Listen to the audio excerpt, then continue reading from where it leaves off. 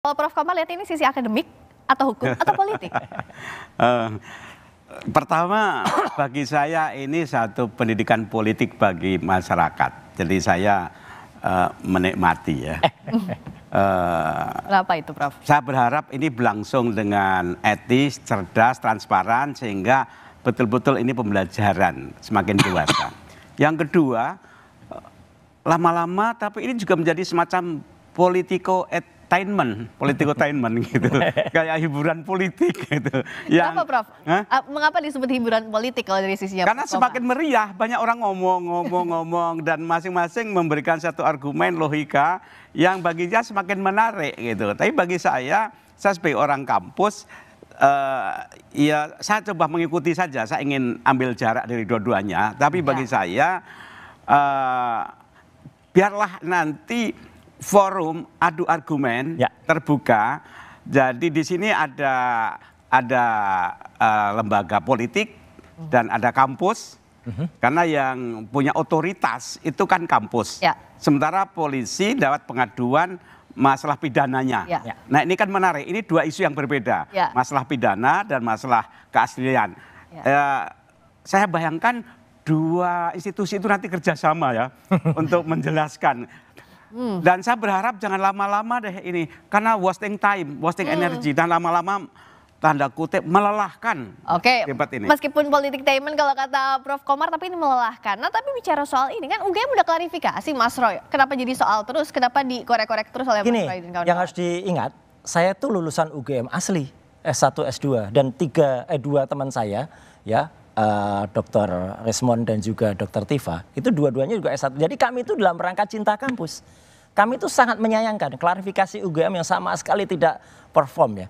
Kenapa dianggap? Iya, klarifikasinya katanya semua bukti ada, 34 bukti. Tidak ada satupun, jujur ini ya UGM ya, tidak ada satupun yang diletakkan di atas meja. Tidak ada.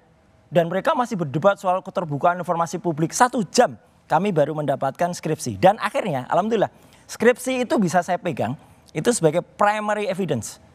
Primary evidence yang kemudian kita teliti langsung, saya bawa utilitas atau gadget yang memungkinkan untuk meriksa itu. Dan disitulah makin banyak terungkap dari skripsi itu. Mulai dari hurufnya, halamannya, kertasnya, salah ketik pada nama pembimbingnya.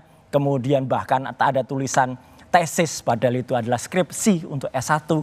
Itu kan aneh banget. Saya jadi sangat menyayangkannya. Kenapa Universitas Gadjah Mada yang sangat besar dan saya cintai ini, itu bisa dulu meluluskan. Kalau memang itu lulus ya.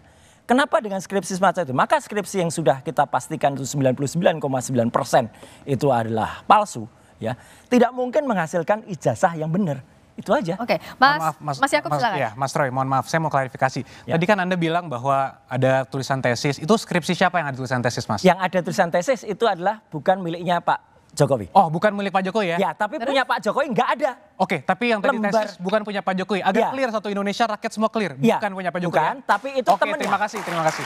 Temennya yang diaku-aku katanya ada lembar pengesahan. Lebih parah lagi punya Pak Jokowi. Karena punya Pak Jokowi nggak ada lembar pengujiannya. Ya, itu kan versi Anda, Mas. Enggak. Ya, mari kita lihat nanti kan. Mari kita lihat. Oke, tapi yang dipunya Pak Jokowi apa? Soal ini, bisakah dijamin misalnya tadi keabsahan soal skripsi ijazah Pak Jokowi punya buktinya dan siap untuk ini? Tentu, kalau semua bukti kan pasti sebelum kita melapor, Mbak, pasti sudah kita kumpulkan, kita susun dengan baik, baru kita laporkan semua. Tapi kan kita hormati proses peradilan yang ada, proses investigasi yang dilakukan penyidik kita hormati, sehingga nanti kalau dibutuhkan di penyidikan maupun di persidangan tentu akan kita berikan. Ya, harus. Oke, dan itu siap dibawa ke ranah hukum. Dua-duanya kayak pede banget nih antara Mas Yakub sama Mas.